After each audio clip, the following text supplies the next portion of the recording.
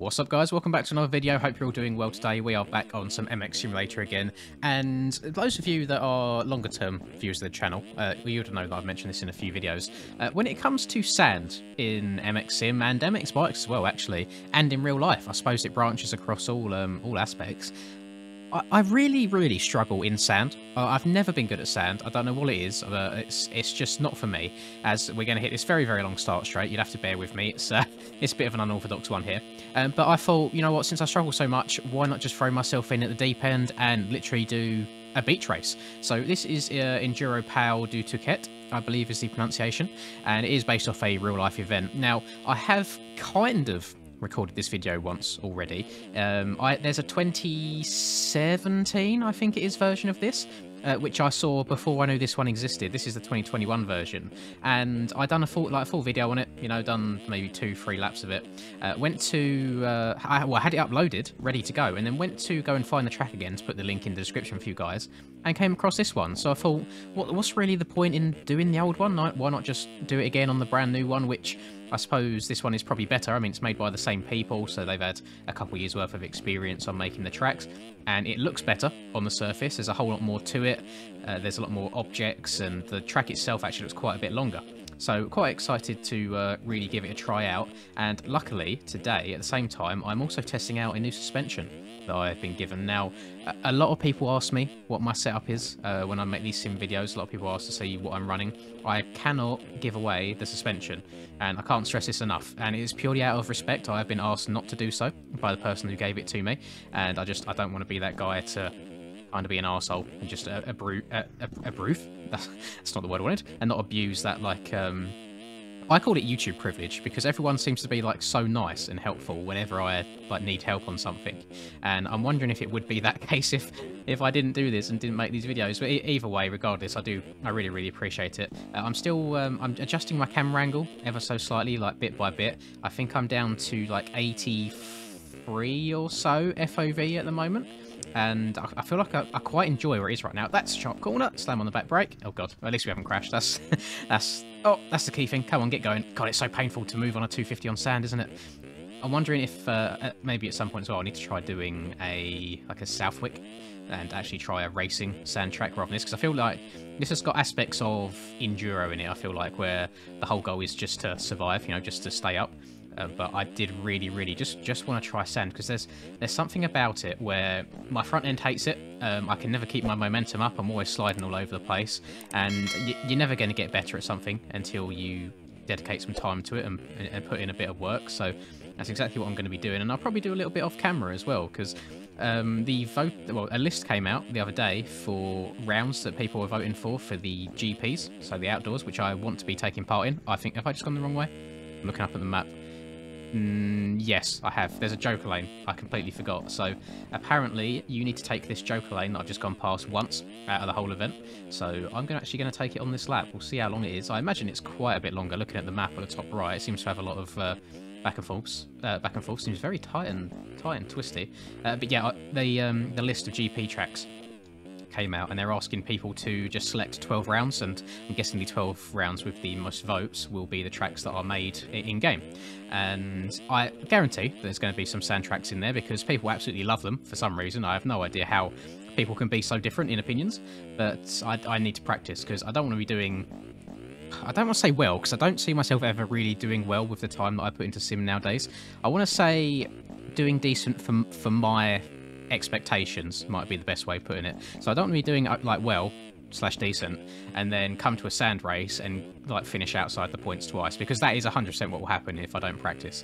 It's not okay, that was a really weird one. I didn't think that any of these had collisions based off of going through them at the start, but I will try and avoid them a little bit more. Let's not run into that. There we go. No, there's like golf sponsors around the side here. I'm wondering if there's like a golf club nearby to this, or if it is just a sponsorship thing. But it's a really cool track. I really like it. It's something very different. And right now in sim, I'm kind of really enjoying more of the like random track / enduro aspect of it. The actual normal racing absolutely fine, but I really enjoy enduro in this game. It's something that I really put a lot of time into when I first started learning sim all those years ago, and I think exactly the same in sim and in MX Bikes. I think you need to give Enduro a go, because it really helps with learning how the bike moves at low speed. And I feel like once you've got low speed dialed, the faster and faster you go, the easier it gets. The bike's much more stable the faster you're going. And yeah, I'm just a big advocate of dedicating some time to Enduro just to really just slowly learn the game, learn all those little quirks, all the ins and outs. And especially on Sim, where you realise how much you have to counter steer, you know, like stand your bike back up, depending on what leading settings you've got, obviously. But the low speed stuff in Enduro really, really helps with that. There's some bits are obviously very wonky. I mean, like the models of logs and rocks and tyres in this game can be a little bit strange to ride over.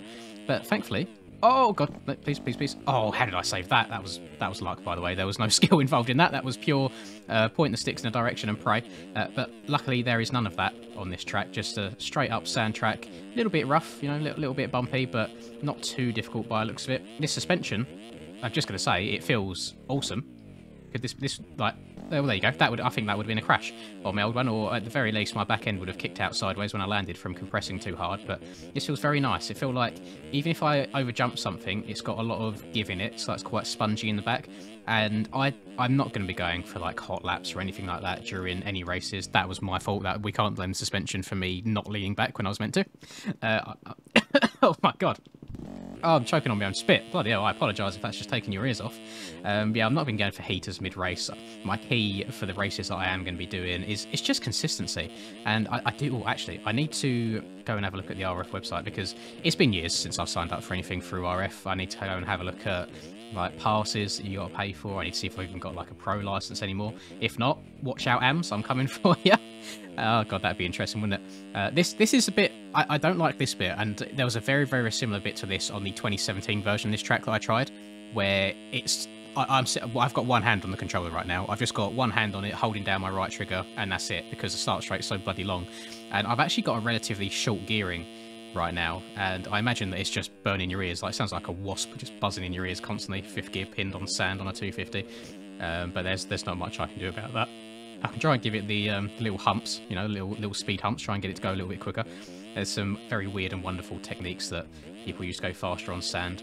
I remember, way back when, people like Hunter Roo or Valtteri Tiainen, they was always really, really good at the sand tracks, like Lommel and like Millville, not so much. But I guess in a way the older Millville tracks did feel fairly sandy, so I guess I could put them in there as well. But they was always really, really good at tracks like that, and played in third person as well, which played in first person as well. I'm sorry, I'm messing up all over the place today, which I can never get my head around.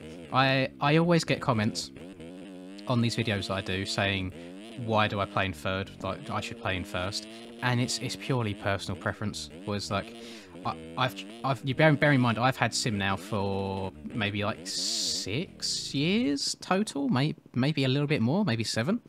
And I've gone back and I've tried first person in various different points of my quote-unquote Sim career, if that's what, I don't know the right word for it. And it just doesn't work for me. I can have the gimbal maxed out, I can have it off, I can have it a little bit, I can have it halfway. I've tried all different settings, FOVs, and none of it works for me. I don't like it. It generally makes me feel like a little bit sick after like 5-10 minutes, a little bit motion sick. I'm not sure why it does feel so different to bikes. I feel like the MX Bikes one is a little bit more dynamic, and the Sim one's a little bit more rigid. And it is all personal preference at the end of the day. I learnt this game in Sim. I feel like I'm fastest. What am I? Can you tell that I've recently woken up from a nap? Because I feel like this is probably the most issues I've had recording a video in terms of just not being able to talk properly. I learnt Sim in third person, is what I was trying to say, and it's how I feel most comfortable and how I feel the fastest. So I think it's just what I'm going to stick with. And I suppose as well, if you've got all these lovely bike models, all these really nice skins, why waste it by running in first person? I want to take it all in, you know. I want to see all of it. I want to enjoy enjoy what the community has made for me. So that's that, I suppose. I have no idea where the finish line is. I've just gone through the finish line, so I've actually done 2 laps there. I'm going to just go past the Joker lane that we went earlier, just so we can kind of get the entire track in. I'll probably just go back onto the start straight, and we'll call it there. I forgot that there's a turn here. Oh my god! There we go. That suspension coming in clutch as well. I'm very excited to actually start grinding a little bit more nationals now that I feel like I've got a somewhat decent setup. Because whilst it's not everything I mean, advanced stability is actually quite a lot in this game, much more so than MX bikes. Suspension is a huge part in Sim, I believe, and I've noticed the very small differences can just change a whole lot, which if you play like MX bikes, you realise that you can have a completely stock suspension and only be like a tenth or two off of like a fully sorted out suspension. It's no big deal whatsoever.